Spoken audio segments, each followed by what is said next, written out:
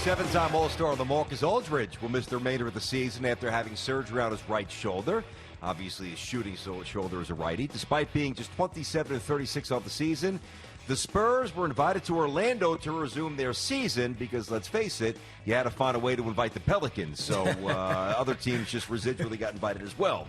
Remember, all the Spurs have really to do to extend their season is to be within 4 games of the 8th seed at the end of the 8 regular season games that will take place down in Florida to force a play-in tournament for the final playoff spot.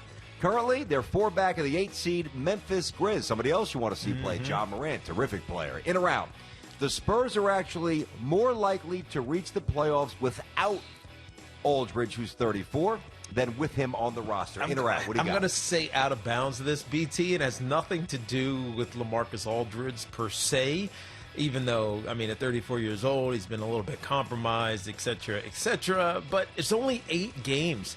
Like, everything would have to go perfectly well, and I don't know if they've announced the schedule yet, of the 22 teams that are going to be playing, but the likelihood of them being able to catch up enough to get within striking distance of whoever the 9 seed is going to be, because it's not necessarily going to be the 8 seed, but whoever the 9 seed is going to be. So they got to get into its striking distance, and they're currently 3 games back right now, or 2 games back. Yep. And then pass them, and then force it. There's too many things that got to happen. So I'm going to say out of bounds. A very fair answer. I'm going to say. Wait, you're going to say out of bounds? Wait, so the Spurs are actually more likely. Oh, yeah, I don't think it matters. Gotcha. No, I got you. That's my point. So I'm saying out of bounds. Fair. Things I would agree to as well, but I'm going to say inbounds for a different reason. And this is not a slight. Again, I don't think they will. Matter of fact, they're not making it. But the way the question is phrased, that are they more likely to reach it without Aldridge? So it's not, do you think they'll reach it? Are they more likely to do it with or without him? And the reason why I think they are, percentage points, maybe slightly more likely to do it without him. I'm confusing myself here. Without him, is because maybe this allows them to play a different kind of a style. Talent-wise, there's too much of a gap between where the Spurs reside right now and where not even the top 2 or 3 teams in the West, but even the middle teams like the Mavericks are just positioned to be so much better for a long time.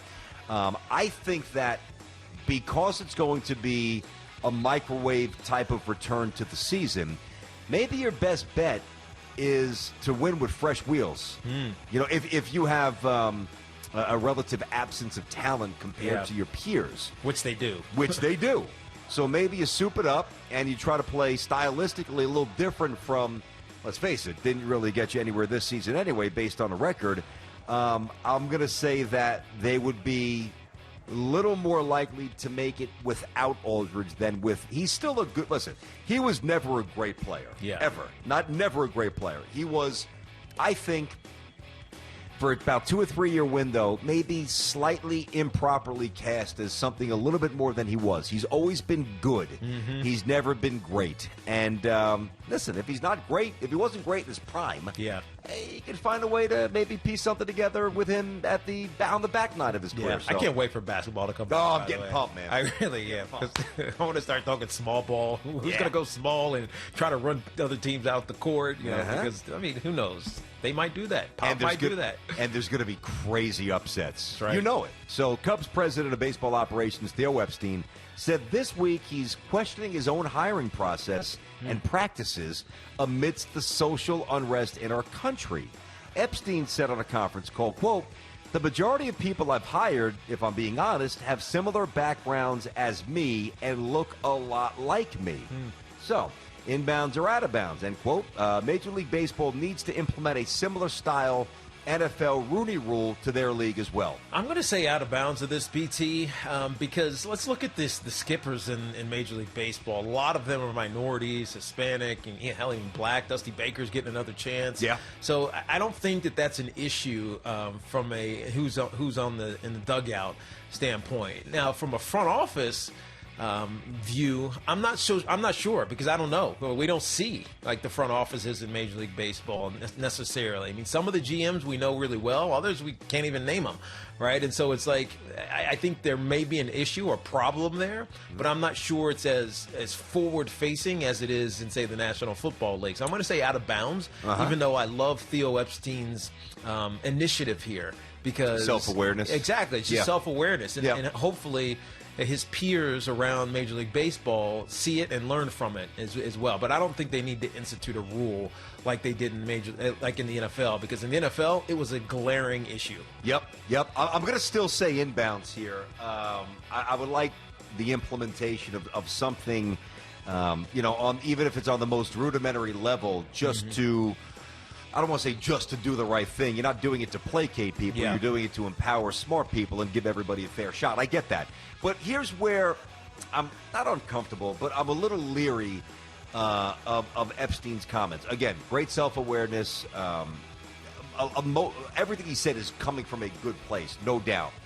But don't doubt yourself too much, dude. You pulled off two Herculean sporting achievements in winning a World Series for the Boston Red Sox. Great point. And the Chicago Cubs. Oh, he's a Hall of Famer already. Come he's a legend, man. He's a legend. But Tiki, it's not like he won, and this will be an accomplishment as well. He won with the Astros and he won with the Nationals, or he won with the Braves and he also won with the Orioles, who have a really good history. He won, not recent history, but historically, the Orioles have had moments for sure. I just think he's overthinking it. I mean, listen, whomever you hired, Theo, you hired brilliant people. You don't need to apologize to anybody for this. I mean, the Red Sox hadn't won a World Series since they traded Babe Ruth to the Yankees to help fuel a Broadway production, basically. And the Cubs hadn't won a World Series since a billy goat was declined access to Wrigley Field. And this guy allegedly put a curse on the Cubs. So I get it. In totality, removing it from Theo's point of view and his teams, it's a good thing. Specific to Theo, he's got nothing to apologize for. Let's be clear about that. And I think that the other thing, too, and this is why it's overwhelmingly good, the people do take their cues from the Cubs. You look at certain teams, whether it's the Steelers, the Ravens, the Giants, although the last couple of years have been sloppy, but historically the Giants, the Yankees in baseball, obviously the Dodgers, the Cubs, the Red Sox, the Giants. There's a few teams in each sport, when they say something, resonates a little more. So 99% good. But again, you hired brilliant people who delivered. Don't lose sight of that. They delivered the job that you hired them to do. Tune in next time for another edition of Inbounds or Out of Bounds with Tiki and Tierney.